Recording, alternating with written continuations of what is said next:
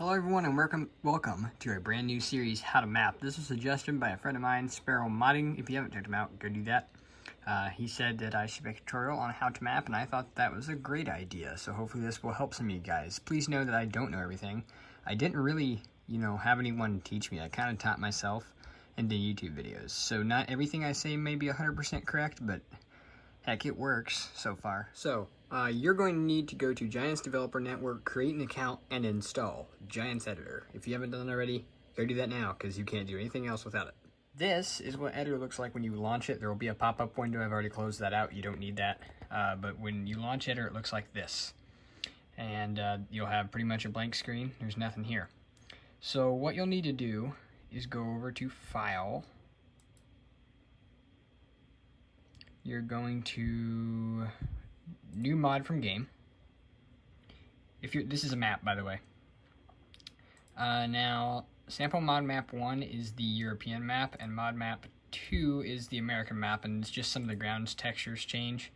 So I don't care. I'm not saving this, so I don't care what the working directory is. But wherever you want your map, I would suggest making a folder for it beforehand. You'll want to go into that and put your map into place. What? No, I don't want to overwrite it. Okay, I might have to rename this real quick. It'll do this number right here on you. Gotta give it a minute. Mine seems to want to not respond. If that happens, it hasn't crashed during this stage yet, so just let it be for a minute or two. All right, this is where you will start in the map. Now, first of all, we need to go over the very basics of Giants Editor. Forgive me, I'm going to pull up my 4X map here so that we don't have a bunch of cluttered stuff in the way, because this isn't very far along yet. So your mouse is going... You need a mouse for Giants Editor, by the way. If you don't have a mouse, you're really going to want one. I have no idea how you do it without it. Your mouse obviously moves around, but you may notice that clicking, dragging doesn't do anything. You can't move. What you're going to need to do is hold down Alt.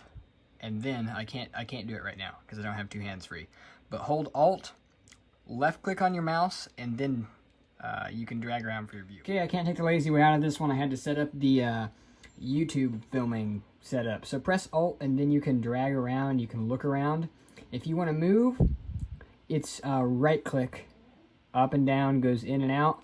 Also, your scroll button will do it slowly.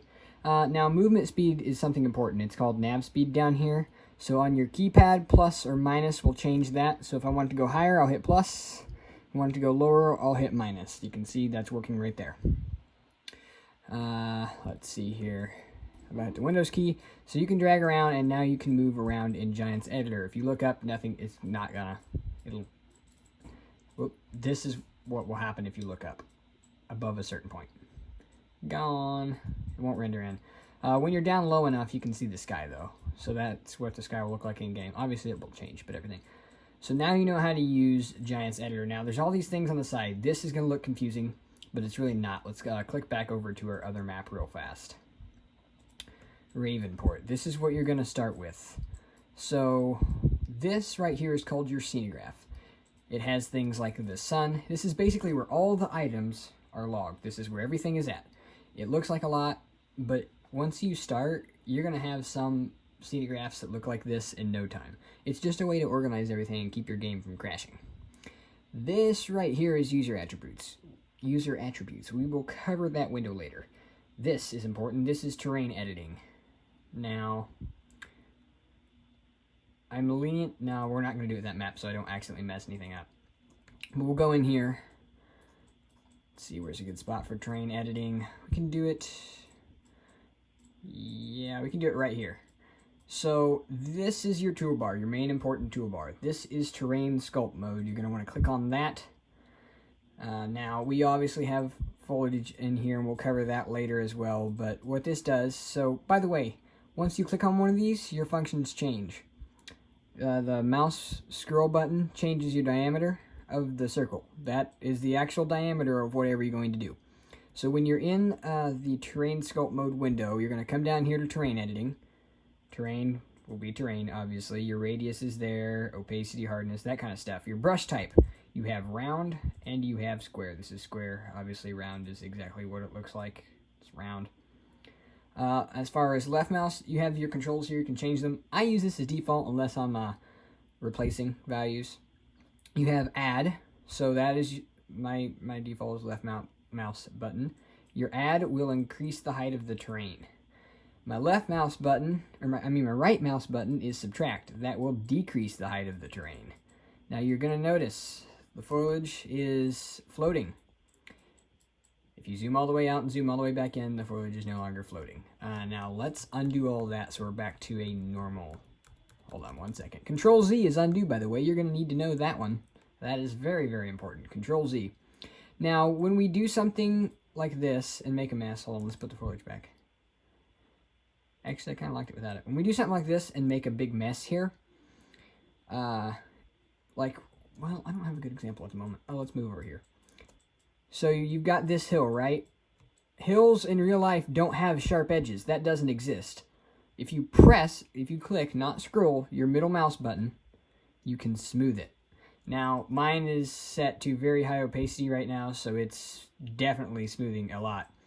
But this will give you that more rolling, rounded effect.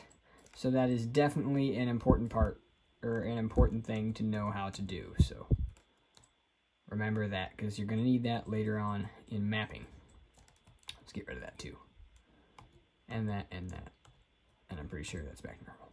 Okay, yes, so that is pretty much that one. Now you'll notice this is called texture layer painting. The next thing right here is terrain detail texture paint. So what this is, we'll go over texture layer. There's all kinds of ground types.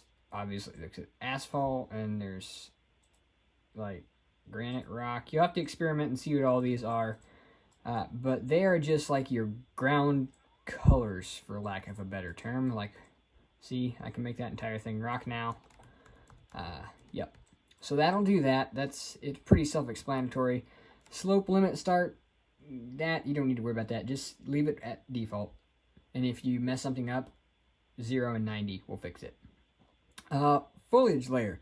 This is where stuff starts to get a little bit more complicated. It's at the very end. It's called terrain foliage. It's the one with a little plant or tree or whatever that's supposed to be. Let's go to a field because this is where you're normally going to be using it. Although not always. That's not true. First of all, the terrain detail foliage layer. If you're wondering what that is, I have it set to add. That is how you create your fields, ladies and gentlemen. Terrain detail. You'll just left click. Boom, we've just combined those two fields. If you want to remove it, it's right mouse button. Boom, we've just taken a chunk out of the center of that field. And like I said, you can do this is how you make your fields on the map. Like on the 4X, we'll jump over to the 4X, take a look at that right now. This is how all the fields on here were made. It was just painting it on. Like a paintbrush, like you would in Microsoft Paint or, what in the world? Microsoft Paint or what be it. It doesn't matter, it's all the same concept. As you can see, we combined a pretty large area here. So that does that. Now with the same way of painting things down, you can go to, I don't know what terrain detail height is, to be honest. That's one of the things I'm not good at. We have all these crops. So we'll start with the basic crop. We'll just do corn. And then you flip through the layer state. You can select them. Harvest ready 1, obviously it paints down, you know, corn that's ready to harvest. So that's how you fill your fields with a certain crop. Now, all the grass and stuff, that's another important thing. Let's see here. Neko foliage, right there. Let's see, there's a bunch of different types, but it paints down, you know, like grass, whatnot. Then the bush layer, and you can change the state 1, 2, 3, 4, 4 being the biggest, 1 being the smallest. And it does that. So that is how you work all the windows except for the terrain info paint layer. It's all gonna go, the map is gonna get darker. Don't worry, that is perfectly normal. I don't know why actually, but it does. All this white stuff, well, hold on. Scroll down here to the info layer painting. We are on the tip collisions 1. Tip collisions, if you guys don't know what that is, it's basically an area where you can't, like, you know where it says, this action can't be performed here in Farm Sim? Well, that's because you can't dump stuff out in the railroad track. You can't dump stuff out in the roads. For seasons, it's a fallback for snow, but don't worry about that for now. Tip collisions is just where you can't dump things on the ground. Now, your value is either 0 or 1. 0 will remove it, but you can also left-click to remove it. 1 will paint them down. This, although it may look complicated, is the other layer. It's farmland. So you go through these windows right here, or these tabs. Farmland layer 0, you can click it and make it 1. That one's 2. And then 3, respectively, it goes 1, 2, 4, 8. What is this one? Hold on, I don't actually remember. Yeah, 16, 32. Yep, that's what it was. So a combination of all those will give you all of your different types of numbers of farmlands. All of these farmlands right here, this is your buyable properties. Note that farmland number 63 is the non-buyable farmland. You cannot buy that. All the other numbers are buyable. This is how you separate your fields. I don't have any farmlands done on the 4X because there's an issue with farmlands that has been fixed. So that's how you do that. And though that right there is the basics of Giants Editor. We'll be covering a lot more stuff next time. This is just teaching you how to use Editor in general. Thank you for watching, and we'll see y'all next time.